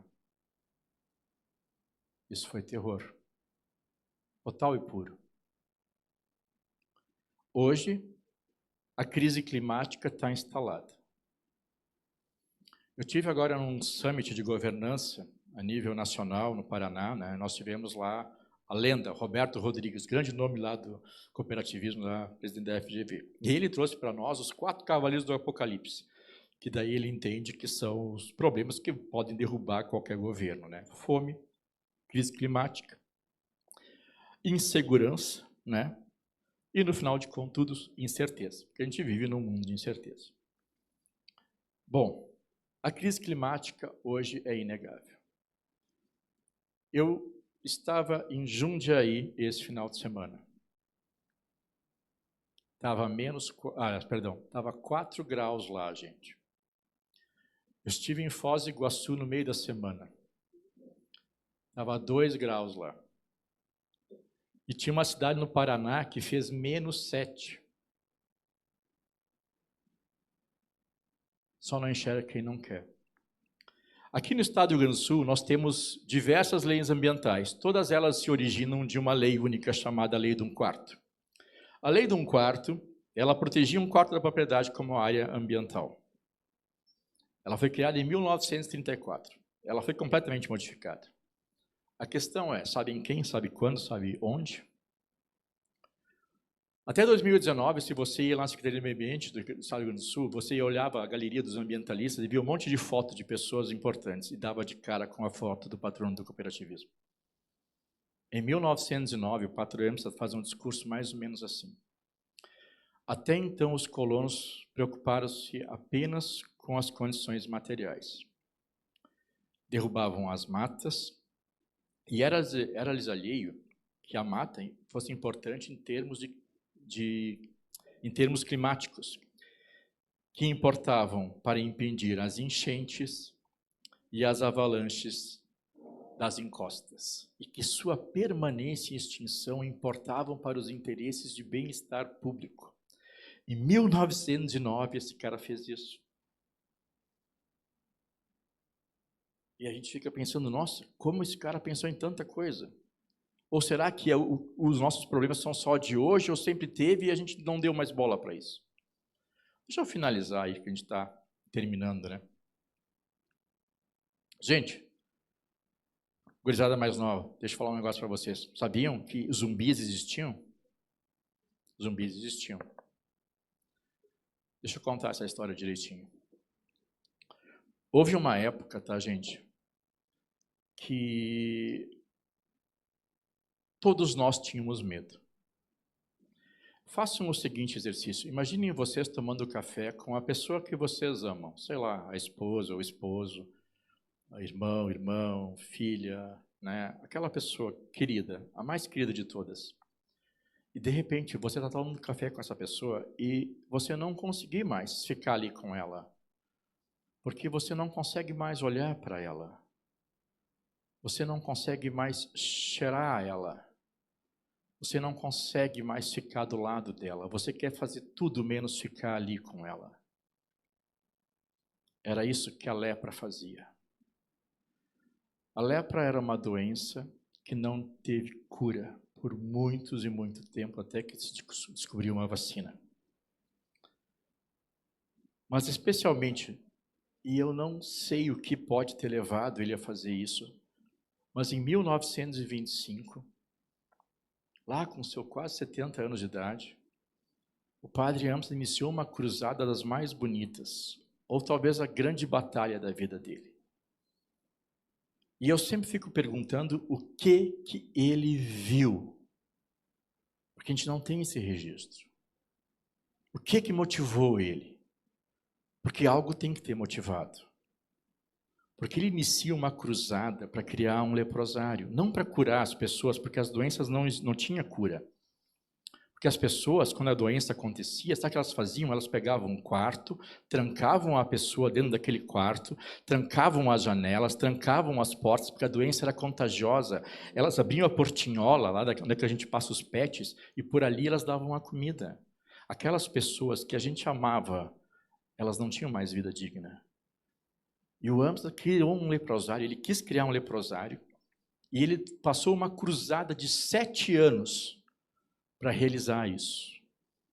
Ele tentou inicialmente em Santa Cruz do Sul, daí não conseguiu, foi para várias cidades, todo mundo tinha medo. Ninguém queria um leprosário perto. Até que finalmente ele conseguiu criar ele em Itapuã. Está lá até hoje, foi desativado em 2020, porque a doença é oficialmente considerada extinta no nosso estado. Mas eu fico pensando o que levou ele a fazer isso. Porque tu não sai por aí dizendo, eu vou criar um leprosário. Vamos criar um gabinete para combater tal doença, sem que ele tenha visto algo. E isso me toca muito, porque eu fico pensando no tipo de alma que essa pessoa tem, né? Sabe, quando as pessoas perguntam para mim exatamente o que é cooperativismo, eu discordo do que a maioria do pessoal fala. A maioria diz o seguinte: cooperativismo é um modelo de negócio socioeconômico. Bacana. É a maneira como a gente é regulado. Agora pergunta para nós, na linha imperial, se a gente acredita nisso. Para nós, cooperativismo é uma causa.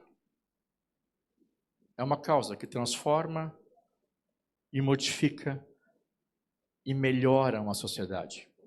E para mim, cooperativismo, já que é uma causa, não existe sem a pessoa mais importante de todas, o ativista. Cooperativismo não existe sem o cooperativista. A pessoa que entende, que ama, que defende e que vem aqui, não porque eu estou sendo hipócrita, eu não estou sendo hipócrita, tá, gente? Estou recebendo para estar aqui. E não que vem aqui porque eu estou recebendo, mas que eu passei 30 anos dentro desse negócio. E se amanhã eu parar e vou para outro lugar, eu vou continuar sendo cooperativista. Porque isso é convicção. E aí precisa do quê? Da ferramenta.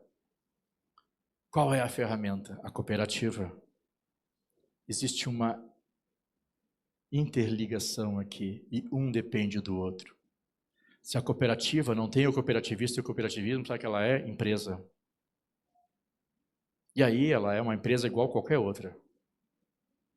Aí não é cooperativa de crédito, é banco. Agora, quando a cooperativa tem o cooperativista e acredita no cooperativismo, aí é cooperativa de crédito. E essa é a minha briga, sabe aonde? Do Paraná para cima. Do Paraná para cima eu tenho que ir lá brigar para eles assumirem que são cooperativa. Porque eles têm vergonha. Eles têm vergonha. Eles acham que trabalhar lá numa instituição que não é cooperativa, não quero citar o nome delas aqui, é melhor, é mais importante, é mais imponente. Quando não é. Uma cooperativa faz muita coisa, ela transforma socialmente. Ela não enriquece a gente. Mas a gente consegue, através da cooperativa, melhorar as condições onde a gente vive. Gente, não é o Paulo que diz, são as pesquisas, lugares onde tem cooperativa tem ADH maior. E cooperativismo para nós, gente, é uma enorme jornada. Não é uma história de hoje. Não é hoje. Gente, não, é longe. É uma história extremamente longa, como qualquer um de nós tem na nossa vida. É uma jornada. E sabe o que importa em qualquer jornada, seja ela da tua cooperativa, da tua empresa, da tua vida? A companhia. Quem está do nosso lado. Afinal de contas, é como aquele ditado, né? Dize-me com quem andas. Está fraquinho. Eu não combinei com vocês, né? Mas eu achei que vocês sabiam o ditado. É dize-me com quem andas, que te direis com quem és, né? Sabiam, né? Ah, beleza. Gente, o mais importante de tudo é a companhia, porque a companhia faz com que a gente tenha a coragem de assumir quem nós somos. Nós somos cooperativistas, nós somos pessoas que acreditam em um modelo de negócio transformador. Aquele menino de 14 anos que disse que era tudo um engodo, que era um teatro, ele não sabia. Ele não sabia que ele não iria enriquecer através da cooperativa, que ele precisava enriquecer através do trabalho dele. Ele não sabia que trabalhando com a cooperativa, que oferece produtos como qualquer outra entidade, ele poderia melhorar as condições da comunidade dele. Essa é a diferença. O cooperativismo faz isso. E nem é porque a gente acredita, é porque é estatutário. Vocês podem não acreditar, achar que é balela, mas a cooperativa age assim. Está lá, é por lei. Agora, sabe como é que deveria ser? Deveria ser por vontade. Não deveria estar na lei. A gente deveria fazer por vontade. Mas ainda assim a cooperativa transforma. Imagine na hora que vocês acreditarem nessa verdade. Sabe o que vai acontecer nessa hora? Aí vocês vão ter orgulho. Orgulho de pertencer e trabalhar uma cooperativa. E aí, nesse mundo mágico onde a gente está aí, com inteligência artificial, com inovação, com crise econômica a nível internacional, a gente ia se sentir, sabe o quê? Mais forte e acolhido. Porque cooperativismo é sobre união de pessoas, é sobre a gente trabalhar juntas, sobre a gente estar juntos. E quando a gente tem orgulho, a gente ergue a nossa bandeira e fala para todo mundo, a gente é cooperativista. Gente, minhas redes sociais, Instagram e LinkedIn, se quiserem me seguir, agradeço. Eu sempre gosto de terminar as minhas palestras fazendo um apelo. E esse apelo é, sejam menos cooperados e mais cooperativistas. Porque o nosso movimento, ele precisa de gente atuante. Muito obrigado. Muito bem, Paulo César Soares, especialista em gestão e relações intercooperativas na Casa Cooperativa de Nova Petrópolis. E o livro, para adquirir o livro? Pode Como é que encontra o livro? Eu sou do Jabá e na rádio o pessoal diz assim, ó, bota mais música Paulo, e vende menos coisa. Pode. Mas eu também sou pago para vender. Pode fazer pergunta? Pode? Quem tem pergunta?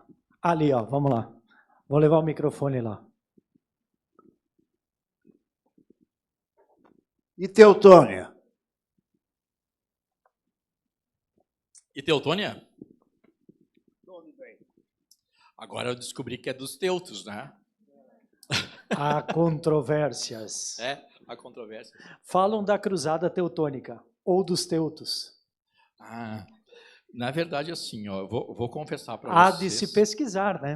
Que eu vou confessar para vocês que não é a minha área, né, a história. Eu sei que os povos germânicos são teutônicos, né, mas não conheço bem essa história aí, não. Estava pensando com vocês. Mas tem gente aqui que sabe um pouquinho da história das cooperativas em Teutônia e pode contribuir, não é mesmo, Lucas Dentro? Sim. Quem gostaria de fazer mais perguntas? Alguém tem perguntas? Por favor, aproveite um momento. Não? Sim? Não? Marque Não. com X a resposta certa. Professor, vamos lá. Microfone, professor. Parabéns pela sua palestra, pela sua paixão pelo cooperativismo.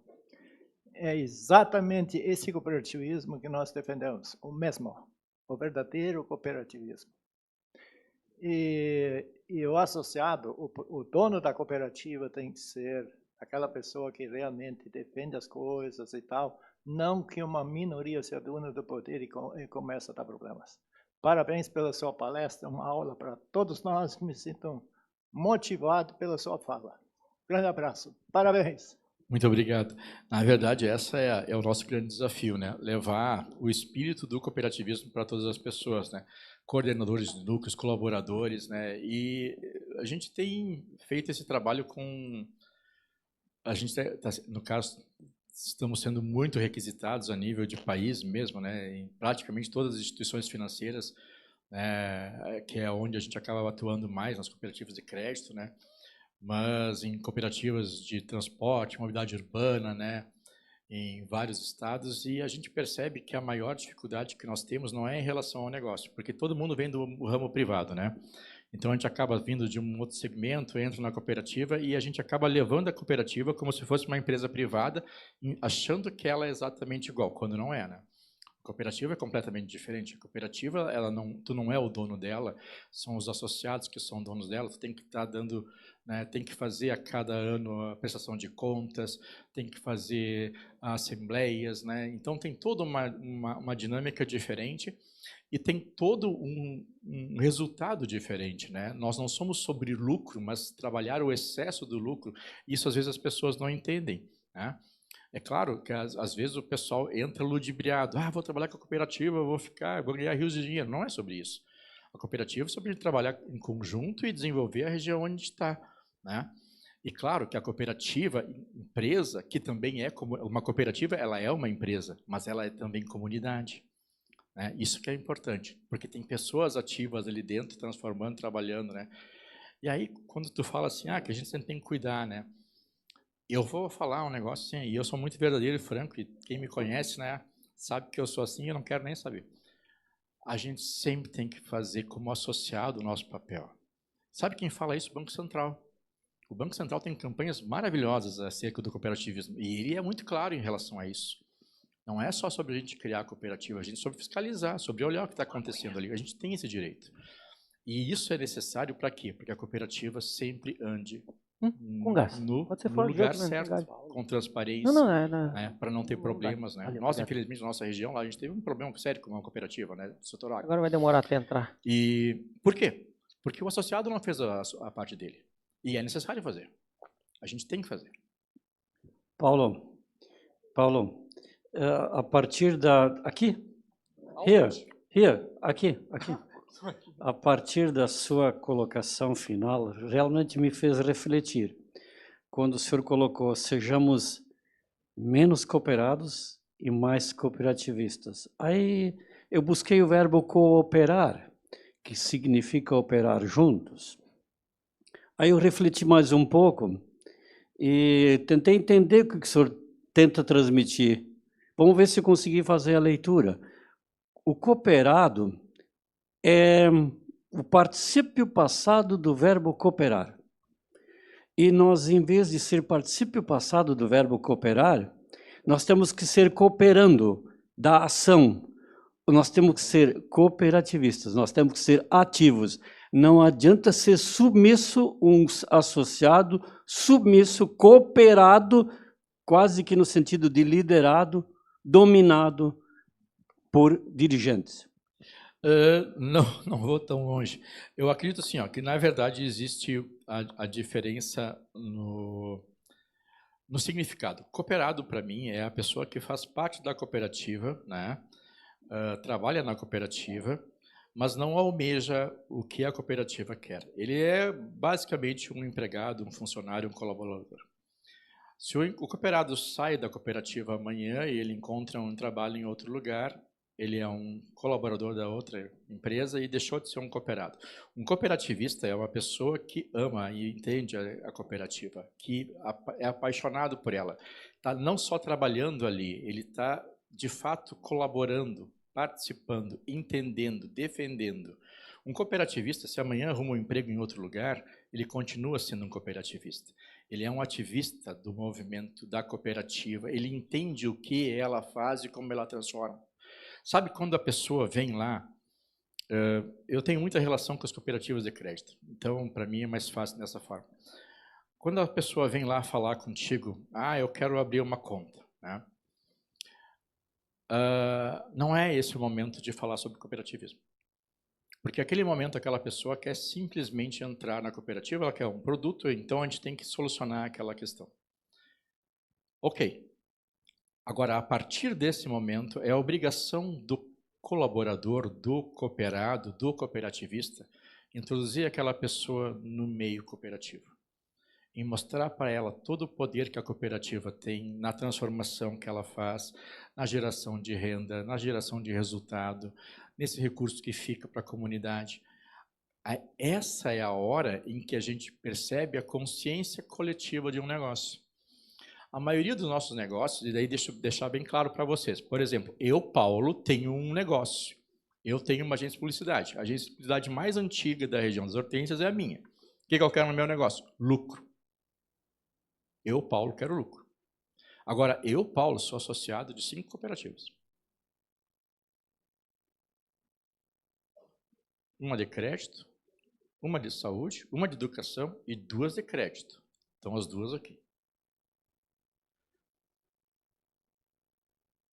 O que eu, Paulo, pessoa física, faço? Eu contribuo com a minha comunidade. Porque os meus recursos eu trabalho dentro de cooperativas. Evidentemente, nem tudo que a gente quer, às vezes a gente vai achar numa cooperativa. Agora, se a gente encontrasse dentro de cooperativa, sabe o que ia acontecer? Os lugares onde trabalha iam ter mais desenvolvimento. A nível mundial, o que está acontecendo, né? A gente está vendo ali a crise instalada pelo presidente Trump. Tem uma oportunidade que está acontecendo. E sabe quem vai ser os grandes, as pessoas que vão se desenvolver a partir dessa oportunidade? Cooperativas. Porque está se incentivando os negócios locais. Sabe as campanhas de associação comercial? Ah, compre na sua comunidade para deixar a riqueza aqui, que acontece todo ano. Todo mundo já participou, né? Aqui é uma associação. Cooperativas fazem isso ao natural. Está no DNA delas, desde sempre. Está inscrito nisso.